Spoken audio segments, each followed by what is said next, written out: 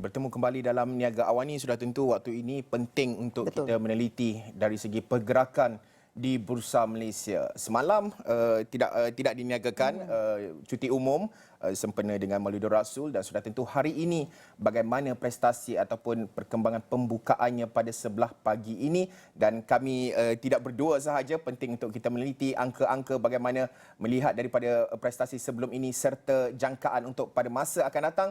Bersama dengan kami pada ketika ini adalah Imran Yassin Mat Yusof, Ketua MIDF Research. Encik Imran, terima kasih sudi bersama dalam Niaga Awani. Sudah tentu kalau dilihat secara kasarnya di website Bursa Malaysia pada ketika ini nampaknya banyak berwarna merah. Bagaimana pasaran memberikan reaksi terhadap pembubaran parlimen yang diumumkan Perdana Menteri semalam, Encik Imran? Assalamualaikum dan selamat pagi kepada Haris dan Nina. Apa yang kita nampak adalah satu reaksi kepada pembubaran parlimen, tapi pada pendapat kami reaksi ini bukan sahaja kepada pembubaran parlimen, ialah adalah reaksi berterusan daripada aksi US Fed untuk menaikkan kadar interest rate mereka, dan ini kita juga boleh lihat di mana reaksi kepada penurunan Wall Street semalam, dan ini secara tidak langsung telah bertempias terkena kepada pasaran saham kita. Jadi bukan saja kepada pembubaran parlimen tetapi juga kepada faktor luaran seperti di Amerika Syarikat dan juga aksi US Fed. Sudah tentu memberi kesan terhadap pasaran. Jadi memberi cabaran kepada tempoh suku keempat ni, di mana ia akan menjadi sangat mencabar kerana pasaran, kerana kejelasan belum wujud dalam pasaran. Terikut juga dengan bajet tempoh hari juga sudah tidak dipakai. Jadi bagaimana Imran dapat melihat situasi dengan unjuran untuk suku keempat nanti?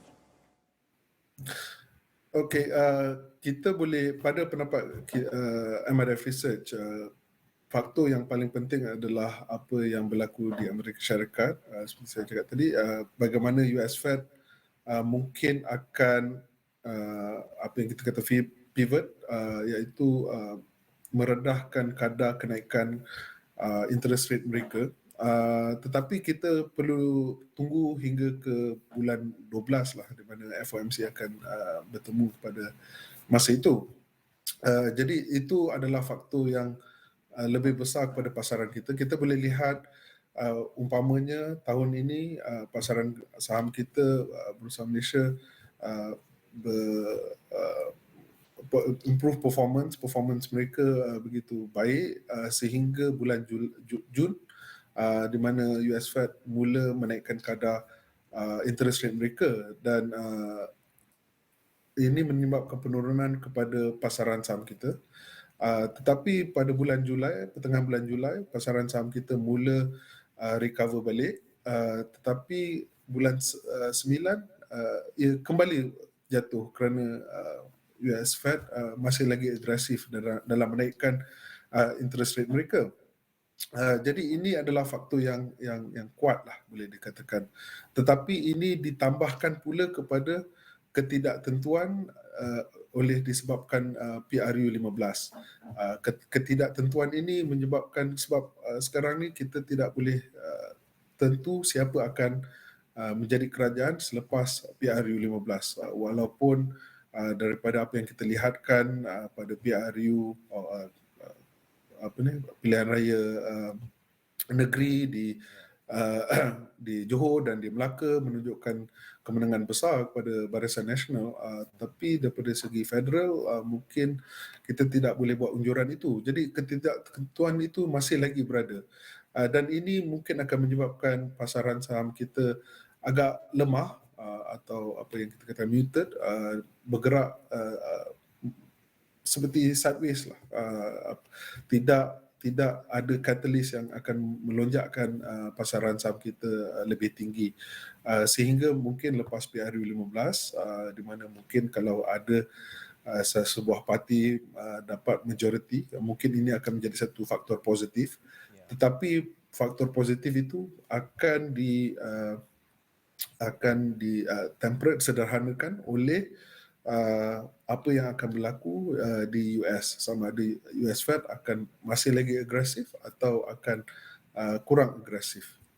Ya, Imran menyebut berkenaan dengan faktor luaran juga mempengaruhi pergerakan di KLCI, dan sudah tentu untuk pelabur di luar sana, apakah tumpuan kaunter yang mereka mungkin berikan tumpuan ketika tempoh yang tidak menentu? Kalau Imran sebutkan tadi, unjuran mungkin kerajaan yang mudah, ada satu parti yang mungkin akan membentuk kerajaan, tetapi cakap-cakap di pemain politik pula melihat tidak ada, maksudnya mungkin akan berlaku hang parlimen dan sebagainya, perlu ada pact yang baru dalam pembentukan kerajaan. Maksudnya isu tempoh yang tidak menentu ini mungkin akan berpanjangan selepas PRU 15. Ada kemungkinan-kemungkinan itu. Bagaimana melihat dari segi counter, pergerakan dan juga unjuran tumpuan fokusnya? Okey, betul, oleh disebabkan ketidaktentuan ini dan juga disebabkan kita tak tahu siapa akan menerajui kerajaan selepas PRU 15. Jadi kaunter-kaunter yang mungkin seperti construction, pembinaan, kita lihat bagaimana mereka beberapa projek-projek kerajaan telah ditarik balik atau ditunda selepas PRU 14 dan sebagainya. Jadi ini akan menyebabkan sedikit kebimbangan lah kepada kami daripada segi itu. Jadi pada kami counter atau sektor yang apa yang kita kata agnostik, yang tidak ditentukan oleh keputusan PRU, umpamanya adalah seperti bank atau perbankan. Ini adalah sektor yang kami rasa boleh weather period yang kita lihat yang tiada ketentuan buat masa ini, because untuk sektor perbankan ni mereka lebih kepada performance mereka lebih kepada bagaimana ekonomi performance of ekonomi kita lah. Jadi kalau ekonomi kita beransur balik baik, maka bank-bank di Malaysia akan sama, performance mereka akan juga akan menjadi baik lah. Jadi daripada situ kita percaya bahawa pelabur-pelabur perlu lihat kepada sektor yang tiada kaitan dengan atau ketentuan ini, ketidaktentuan ini, seperti perbankan, mungkin juga consumer dan sebagainya. Bercakap mengenai ketidaktentuan, adakah trend pelabur akan berubah kepada kelas aset berbeza? Apakah kelas aset yang menjadi tumpuan pada masa kini? Mungkin juga, tapi kalau kita lihatkan secara globalnya, kebanyakan kelas aset sekarang ni menghadapi period yang tidak ketentuan yang sama lah, seperti equity kan. Kalau kita tengok daripada segi bond atau fixed income atau sukuk, sama juga.